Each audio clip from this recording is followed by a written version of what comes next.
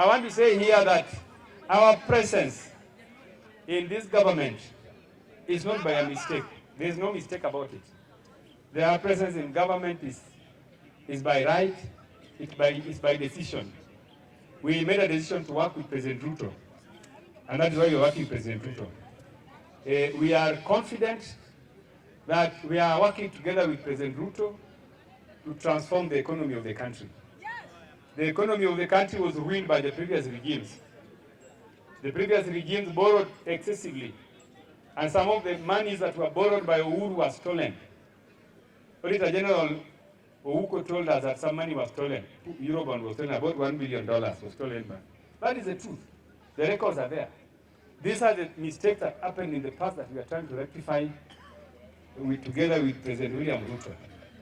And therefore, we want people who stole yesterday to stop lecturing us. We are trying to correct their mistakes. Secondly, we are very, very confident that President William Ruto will run this government successfully and later on continue to serve his remaining 10 years. That is the confidence we have. And we want to tell our detractors, the detractors of broad-based government, that we are here to stay. We are not going anywhere. Yeah, we are here to stay. We are in charge of the government. We are correcting mistakes here and there. But what I want to tell you is that we are on course, and nobody should doubt what we are doing in broad-based government. Lastly, on our party ODM, I want to tell our people, members of our party, those who are in our party who are, expressing divergent views about our partnership with William Ruto, that political parties are not anchored, or they are not built merely by rhetorics. You don't build a political party by simply rhetoricing and making noise. Political parties are built even using resources. So even if you are a member of ODM and you are holding a leadership position, you should tell us how much contribution you have made in other than rhetorics. Because some people who have all simply came recently and the only thing they do is to make noise. They seem to talk like they know they are holding ODM party like this. If you ask Oburu Oginga and Raila Odinga, they will tell you that they spent family resources to build ODM. They have forfeited their own happiness and investment that they should have used to support the Odinga family. They put that money in the ODM party. So if you just joined ODM yesterday and you think you know ODM so much that you can even begin to counter what Baba is saying, I want to caution you that you are treading on a very slippery path. And we don't fear anybody. ODM will never be brought down by one rhetoric. If ODM was to fall, ODM would be sorry because of the exit of Ababu Namwamba. Ababu Namwamba knew that akienda ataenda na chama. Ababu is today history. Nobody even hears about Ababu Namwamba. Sasa hii Sifuna akienda, what will happen? Yeah, so you can, if you threaten us that you can leave ODM, you can leave. Jared Okello is here. Jared Okello has better English because Jared Okello went to school in England. He went to school in America. He can speak better English than even some of these people who are claiming to be speaking for the party. So the people speaking for the party, we can get anyone to speak for the party. But the fact is that the party is not built merely by rhetorics. There are huge investments which have been put in the party by Raila Odinga and the family.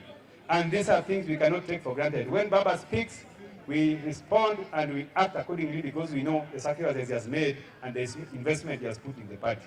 In broad daylight, Right Honorable Raila Odinga, together with the President William Samoei Ruto, signed an MOU that was going to govern our transactions with this government. In broad daylight, the President, in his wisdom, reached out to Right Honorable Raila Odinga for the sake of unity and tranquility in our country. A country that was teetering on the precipice of collapse. But Raila Odinga and William Ruto brought it together. Raila Odinga has what it takes to lead this country because leading he has. For the last 30 years, he has directed our politics. And through that, he's now helping President William Ruto to achieve his objectives for the country. President Ruto has the mandate to lead our country, Kenya. And on that mandate, we are ready to support him to the bitter end. If there are disagreements, if there are disgruntled voices within the MOU that was signed by President Ruto and Raila Odinga, Raila will never resort to any proxy to pass that message to the country.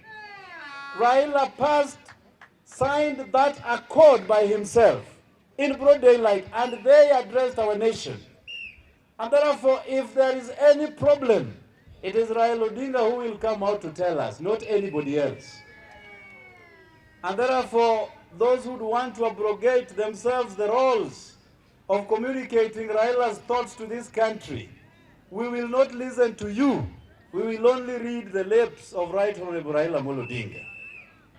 Secondly, and this is most important, all the noises that you are hearing from this country now is just because Honorable Atandi has been made the chair of budget. All the discomfort in our country is because Honorable Mbadi is the one in charge of Treasury.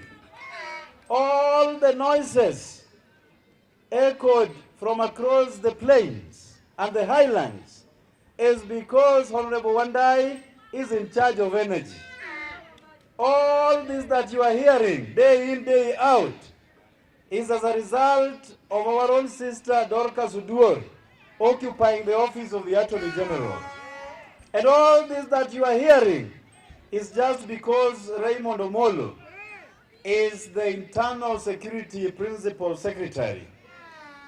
Because they have always believed that we cannot lead any docket. And there are certain dockets that have been earmarked for certain communities.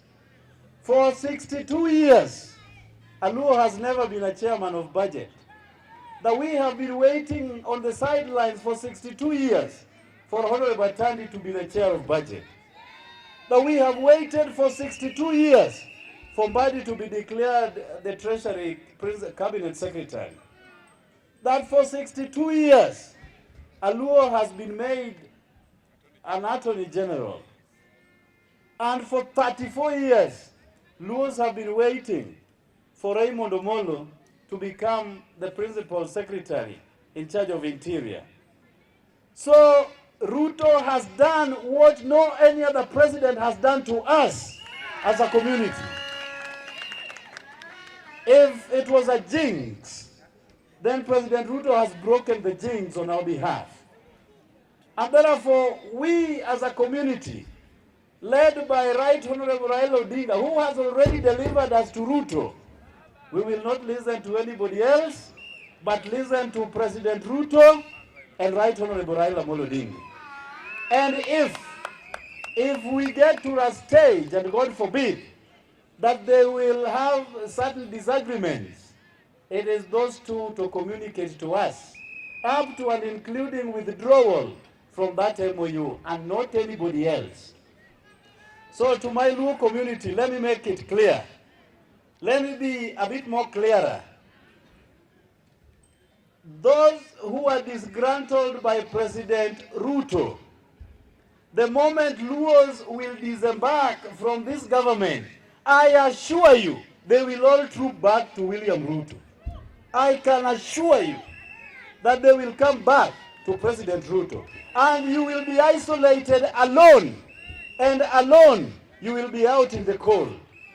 So don't be lied to that when you move from this government to join the opposition, that the opposition will be stronger. Those people will go back to the government as you troop out of that government. Ato wanto wafuo negi. Ape nyufuo negi udwa we negi.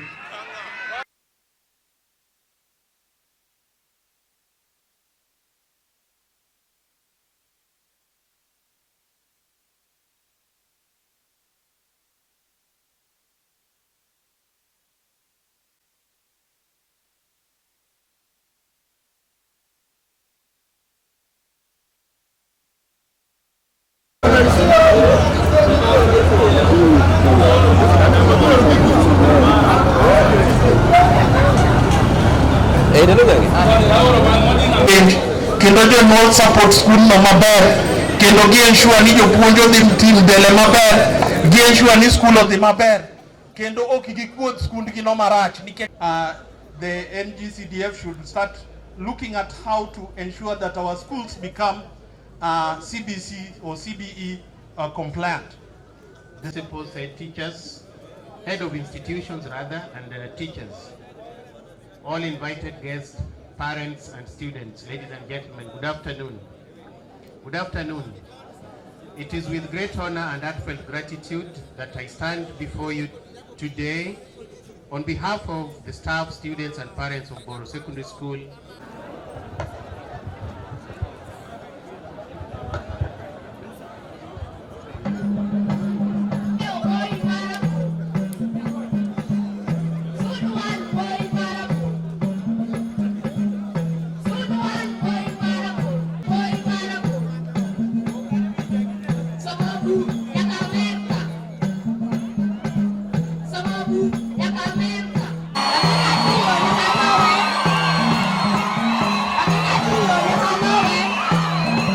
Invite the Minister of Education,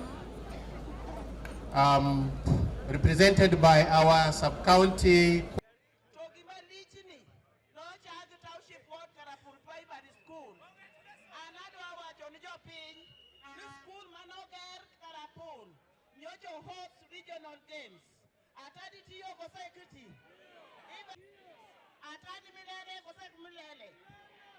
Jodana one campaign okay kwa meli wadu waro chepet ki meli